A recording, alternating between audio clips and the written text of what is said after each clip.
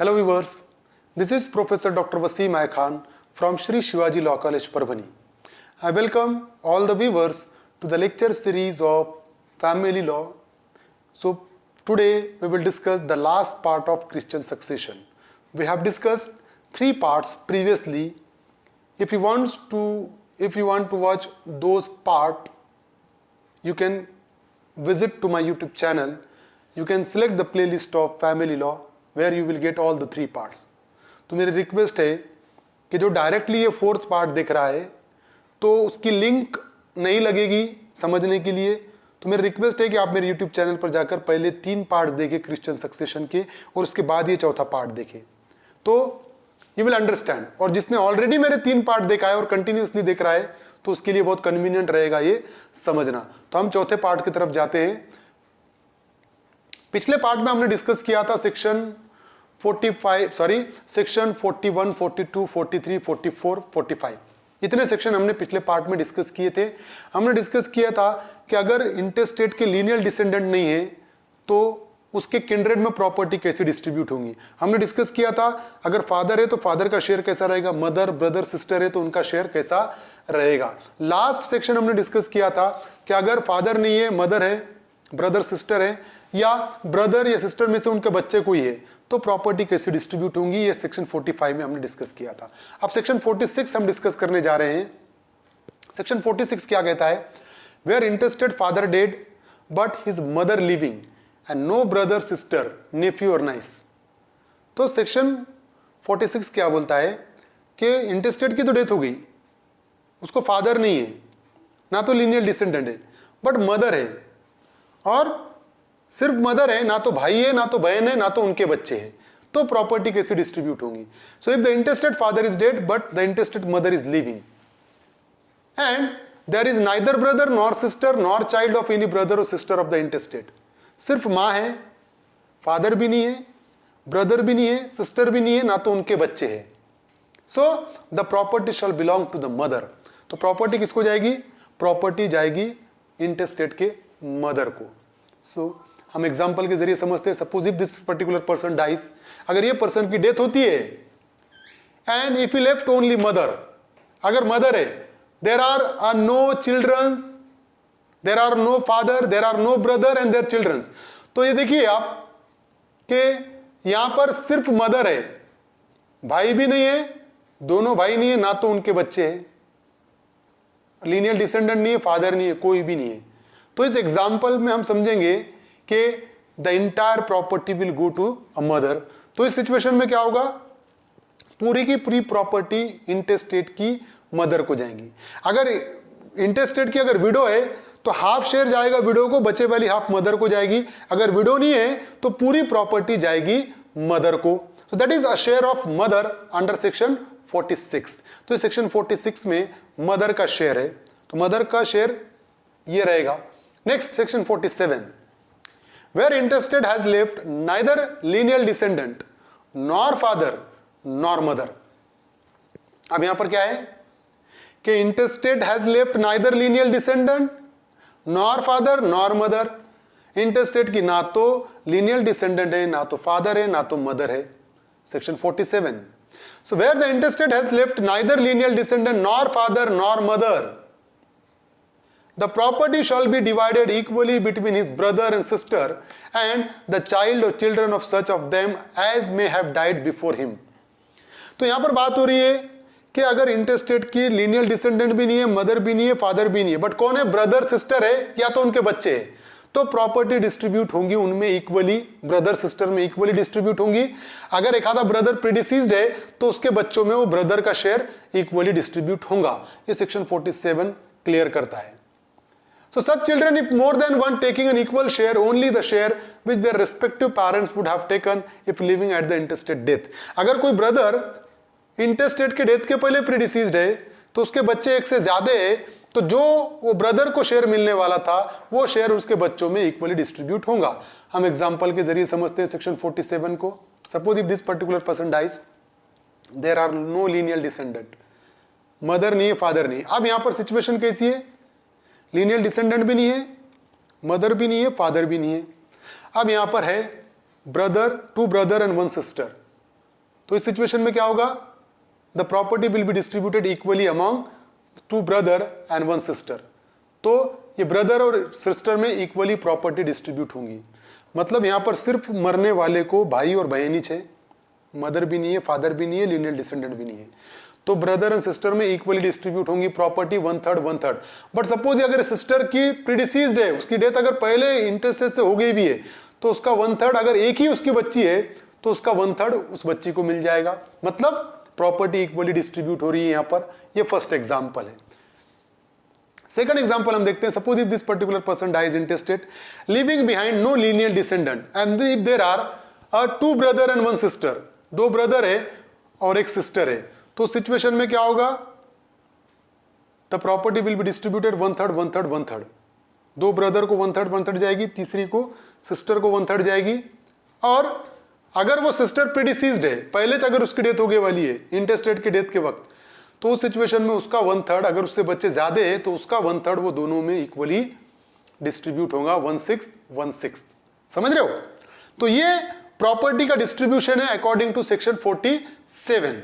ये सेक्शन 47 के हिसाब से इस तरीके से प्रॉपर्टी डिस्ट्रीब्यूट होंगी उसके ब्रदर और सिस्टर और उनके बच्चों में। तो सेक्शन 47 स्पेसिफिकली मेंशन करता है कि इंटेस्टेड के लीनियल डिसेंडेंट नहीं है, फादर मदर नहीं है, सिर्फ और सिर्फ ब्रदर सिस्टर और उनके बच्चों में प्रॉपर्टी कैसे डिस्ट्रीब्यूट होंगी, ये सेक्शन 47 में बताया वाला है।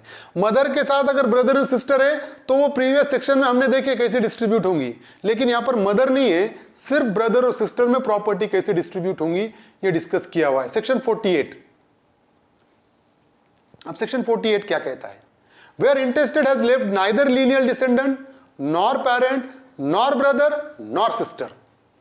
सेक्शन 48 क्या कह रहा है, इंटेस्टेड की डेथ हो गई, उसको लीनियल डिसेंडेंट भी नहीं है फर्स्ट, दूसरा पेरेंट भी नहीं है, फादर मदर दोनों भी नहीं है, नॉर ब्रदर नॉर सिस्टर, ना तो भाई है ना तो बहन है। Where the intestate has left neither lineal descendant nor parent nor brother nor sister, his property shall be divided equally among those of his relatives who are in the nearest degree of kindred to him. अब क्या होगा, मरने वाले को भाई बहन माता पिता लीनियल डिसेंडेंट कोई भी नहीं है, तो सेक्शन 48 ये बोलता है his property shall be divided equally among those of his relative who are in the nearest degree of kindred to him. तो अब देखा जाएगा जो nearest degree of kindred to him में, जो नियरेस्ट डिग्री में नियरेस्ट ब्लड रिलेटिव है तो उनको प्रॉपर्टी दे देंगे और रिमोटर को जो दूर के है उनको छोड़ दिया जाएगा। Let us take one example, हम एग्जांपल देखते हैं। Suppose if this particular person dies intestate, there is no father but यहां पर अंकल की इमेज रह गई है, तो अब यहां पर कौन है, ग्रैंड मदर है, ग्रैंडफादर है, आंट है, अंकल है। तो इस सिचुएशन में अब प्रॉपर्टी कैसे डिस्ट्रीब्यूट होंगी, हमने देखा कि मरने वाले को ना तो लीनियल डिसेंडेंट है, ना तो फादर है, ना तो मदर है, ना तो भाई बहन है तो कौन है अभी उसके क्लोज रिलेटिव में, ब्लड रिलेटिव्स में, वो है grandmother, grandfather, aunt, uncle. तो जो नियरेस्ट डिग्री में है प्रॉपर्टी उसको जाएगी, जो रिमोटर है उसको एक्सक्लूड हो जाएगा। अब यहां पर नियरेस्ट डिग्री में कौन है, ग्रैंडफादर ग्रैंडमदर है, क्योंकि ग्रैंडफादर ग्रैंडमदर सेकंड डिग्री में आ रहे हैं, समझ रहे हो। और आंट और अंकल है वो एक्सक्लूड हो जाएंगे, उनको प्रॉपर्टी में शेयर नहीं मिलेगा क्योंकि वो आते हैं थर्ड डिग्री में। कैसा, फॉर एग्जाम्पल देखो, हम एग्जाम्पल के जरिए समझते हैं कि अब इंटेस्टेड से ग्रैंडफादर ग्रैंडमदर कौन से डिग्री में है, ये फादर इंटेस्टेड का फर्स्ट डिग्री और ये ग्रैंडफादर सेकंड डिग्री, बराबर है। लेकिन अगर हम आंट और अंकल की तरफ जाते हैं तो वो कौन से डिग्री में है, तो ये father first degree, grandfather second degree और अंकल थर्ड डिग्री में आता है ना। अंकल को इंटेस्टेड से अंकल जो जुड़ रहा है वो कितने डिग्री पे आ रहा है, वो तीसरे डिग्री में आ रहा है, क्योंकि उसको जोड़ने वाला फादर ग्रैंडफादर के बाद अंकल आ रहा है, समझ रहे हो। उसको जोड़ने वाली लिंक फादर ग्रैंडफादर अंकल, तो वो थर्ड डिग्री में आ रहा है। इसलिए क्या हो रहा है, अंकल आंट एक्सक्लूड हो जा रहे हैं और ग्रैंडफादर और ग्रैंडमदर को वन हाफ शेयर मिल जाएगा, क्योंकि वो नियरेस्ट डिग्री में, वो सेकंड डिग्री में है और आंट और अंकल थर्ड डिग्री में है। इसलिए उस सिचुएशन में प्रॉपर्टी इस तरीके से डिस्ट्रीब्यूट होंगी। तो प्रॉपर्टी ऐसे डिस्ट्रीब्यूट हो रही है यहां पर सेकंड एग्जांपल देखेंगे हम। सेकंड एग्जांपल ऐसा है कि suppose this particular person dies and there are a great grandfather and great grandmother as well as uncle and aunts. तो in such circumstances each will get 1/4 1/4। अभी बात समझो, पिछले बारी में, पिछले स्लाइड में हमने डिस्कस किया था आंट और अंकल एक्सक्लूड हो गए थे और ग्रैंडफादर ग्रैंडमदर को शेयर मिला था और आंट और अंकल एक्सक्लूड हो गए थे। यहां पर आंट और अंकल को भी मिल रहा है और ट्रू ग्रेट ग्रैंडफादर और ग्रेट ग्रैंडमदर दोनों को, चारों में इक्वली डिस्ट्रीब्यूट हो रही है प्रॉपर्टी। व्हाई? यहां पर इसलिए इक्वली डिस्ट्रीब्यूट हो रही है कि ग्रेट ग्रैंडफादर ग्रेट ग्रैंडमदर कौन से डिग्री में, 1 2 तीसरी डिग्री, बराबर।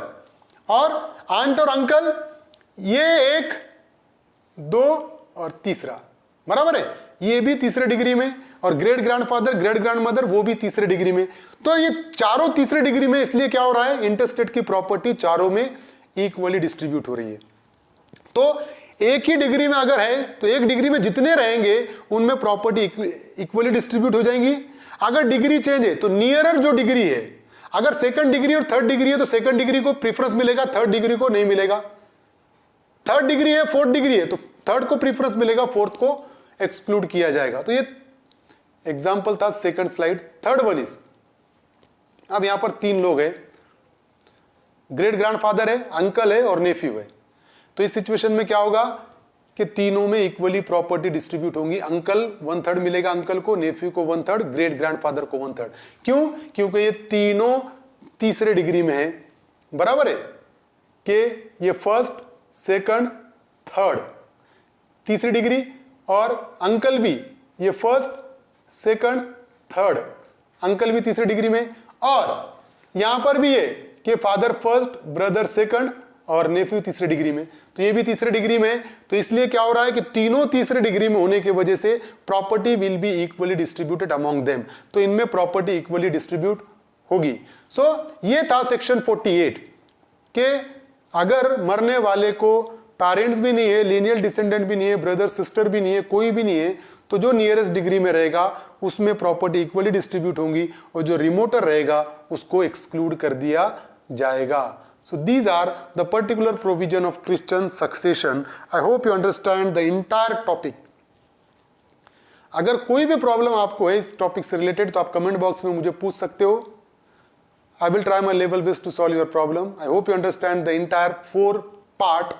If you understand, please subscribe my channel, hit the notification button, hit the like button and share this video with your friends. Thank you very much.